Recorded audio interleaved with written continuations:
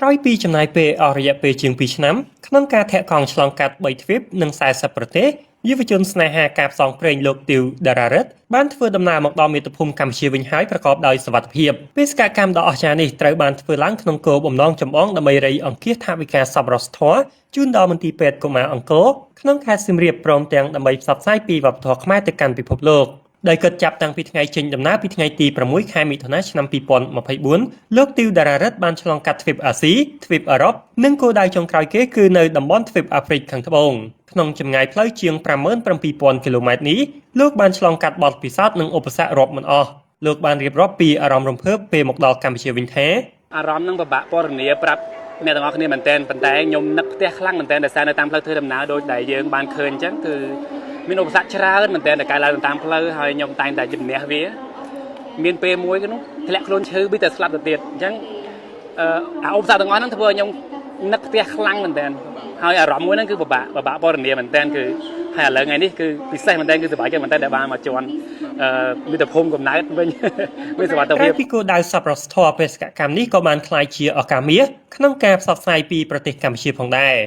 លោកតារ៉ារិតបានចែករំលែកថាប្រជាជនបរទេសជាច្រើនមានការភ្ញាក់ផ្អើលយ៉ាងខ្លាំងនៅពេលដឹងថាមានប្រជាជនមកពីតំបន់អាស៊ីហ៊ានចំណាយពេលជិះកង់ផ្សងព្រេងបែបនេះរាល់ពេលមានការសួរនាំលោកតែងតែប្រាប់ដោយមោទនភាពថាលោកមកពីប្រទេសកម្ពុជានិងបានរៀបរាប់ពីអរិយធម៌ដ៏ខ្ពង់ខ្ពស់របស់ខ្មែរដែលធ្វើឲ្យទទួលបានការគាំទ្រយ៉ាងខ្លាំងពីមិត្តភ័ក្តិអន្តរជាតិលោកត្រូវបានអញ្ជើញចូលរួមក្នុងកម្មវិធីជាច្រើនរបស់អង្គការនិងស្ថាប័នរដ្ឋនានានៅបរទេសជាពិសេសលោកថែមទាំងទទួលបានកិត្តិយសឡើងធ្វើបទបង្ហាញជូនក្រសួងទេសចរនៃបណ្ដាប្រទេសក្នុងតំបន់អាហ្វ្រិកមុនពេលត្រឡប់មកកម្ពុជាវិញថែមទៀតផងបទពិសោធន៍ហ្នឹងគឺហូរហៀពាសពេញតែម្ដងដែលថាខ្ញុំធ្វើដំណើរនៅតាមផ្លូវរឿងរ៉ាវ2ឆ្នាំមកនេះគឺរឿងរ៉ាវច្រើនណាស់បានកើតឡើងនៅតាមផ្លូវហើយខ្ញុំបានពំនាំរឿងរ៉ាវជាច្រើននៃប្រទេសកម្ពុជាយើងនៅតាមផ្លូវធ្វើដំណើរអស់ចាស់មែនតើដោយសារនៅតាមផ្លូវគឺមានជនជាតិរបស់ប្រទេសនីមួយៗហ្នឹងគាត់មកជួបខ្ញុំគាត់គួរឲ្យភ្ញាក់ផ្អើលឃើញយើងជិះកង់មកពីអាស៊ីអញ្ចឹងហើយគាត់មកសួរខ្ញុំមកពីណាខ្ញុំតែងតែមានមោទនភាពដែលប្រាប់ពួកគាត់ថាខ្ញុំមកពីប្រទេសកម្ពុជាហើយប្រទេសកម្ពុជាដែលអស្ចារ្យរបស់យើងគឺមានវប្បធម៌ប្រពៃណីអរិយធម៌ខ្ពង់ខ្ពស់ឆាតឆាយដែលជាឱកាសដែលខ្ញុំបានពំនាំរឿងរ៉ាវទាំងអស់ទៅប្រាប់ពួកគាត់ហើយជាលទ្ធផលគឺពួកគាត់គាំទ្រយើងមែនទែនពីប្រទេសមួយទៅប្រទេសមួយខ្ញុំតែងតែបានជួបមិត្តភ័ក្តិថ្មីហើយបានអញ្ជើញឲ្យចូលរួមកម្មវិធីពេលខ្លះចូលរួមកម្មវិធីអង្គការពេលខ្លះចូលរួមកម្មវិធីរបស់រដ្ឋរបស់ប្រទេសគេលើកឧទាហរណ៍មុនពេលដែលខ្ញុំចាក់ចេញពីប្រទេសណាមីប៊ីដែលតំបន់south Africa ហ្នឹងខ្ញុំបានអញ្ជើញឲ្យចូលធ្វើបទបង្ហាញដល់ក្រសួងទេសចររបស់គេដល់អង្គការរបស់ក្មេងៗដែលគេកោតសរសើរនៃកិច្ចការងារសហរដ្ឋរបស់យើងធ្វើហើយរឿងរ៉ាវទាំងអស់នេះគឺខ្ញុំចង់ពំនាំប្រាប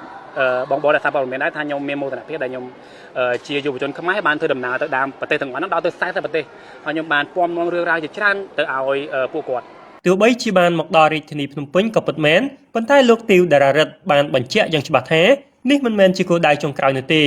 េដោយសារការចាប់ផ្ដើមដំបូងចេញពីខេត្តសៀមរាបលោកនឹងរៀបចំកម្មវិធីធាក់កង់បន្តពីរាជធានីភ្នំពេញឆ្ពោះទៅកាន់ខេត្តសៀមរាបនាប៉ុន្មានថ្ងៃខាងមុខដើម្បីបញ្ចប់បេសកកម្មជាស្ថាពរគិតមកដល់ពេលនេះលោកបានប្រមូលថវិកាចំនួន$22,000ហើយខណៈដែលគោលដៅដែលលោកបានកំណត់គឺ$55,000លោកបានបញ្ជាក់ពីការបដិញ្ញាចិត្តរបស់ខ្លួនយ៉ាងមុតមាំថាបញ្ចប់ទេគឺយើងនៅមានគម្រោងជាច្រើនទៀតដែលខ្ញុំនៅត្រូវធ្វើសន្និសីទសារព័ត៌មានទៅបញ្ចប់បេសកកម្មនៅខេត្តសៀមរាបហើយនឹងរឿងដែលពិសេសហ្នឹងគឺគម្រោងសំខាន់របស់ខ្ញុំ master plan របស់ខ្ញុំគឺខ្ញុំនឹងផលិតខ្សែភាពយន្តឯកសារពិសេសមួយគឺចំណងជើង2ឆ្នាំជាមួយកង់អង់គ្លេស 2 year on a bike ហើយនឹងដាក់បញ្ចាំងនៅរោងមហោស្រពCambodia Film Festival គឺមហោស្រពភាពយន្តខ្មែរនៅខែ3 2027អញ្ចឹងតើកិច្ចការងារច្រើនមែនទែន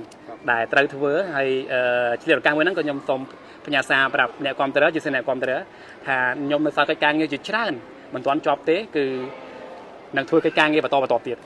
បាទខ្ញុំជឿជាក់ថាពួកគាត់នឹងចូលរួមជាមួយខ្ញុំដោយសារខ្ញុំបានបំពេញពាក្យសន្យាហើយពំនាំរឿងរ៉ាវជាច្រើនដែលពួកគាត់បានឃើញនៅតាមផ្លូវធ្វើដំណើរហើយ2ឆ្នាំមកហើយថ្ងៃទី27ខ្ញុំនឹងធ្វើការជិះកង់ដំណាក់កាលចុងក្រោយគឺពីទីក្រុងដោយសារខ្ញុំពេលដែលខ្ញុំថ្ងៃនឹងចាក់ចេញពីប្រទេសកម្ពុជាគឺខ្ញុំចាក់ចេញពីខេត្តសៀមរាបអញ្ចឹងខ្ញុំមូលហេតុដែលខ្ញុំហោះមកកាន់ទីក្រុងភ្នំពេញដោយសារខ្ញុំចង់ជិះចូលទៅខេត្តសៀមរាបវិញដើម្បីបិទកម្មវិធីជាស្ថាប័នតាមរយៈភាពជោគជ័យនេះលោកក៏នឹងសង្ឃឹមថានឹងទទួលបានឱកាសផលិតវីដេអូនិងមាតិកាផ្សងព្រេងជាច្រើនទៀត ដើម្បីចែករំលែកបទពិសោធន៍ដ៏អស្ចារ្យមួយនេះជូនបងប្អូនប្រជាពលរដ្ឋខ្មែរបានទស្សនានាពេលខាងមុខផងដែរ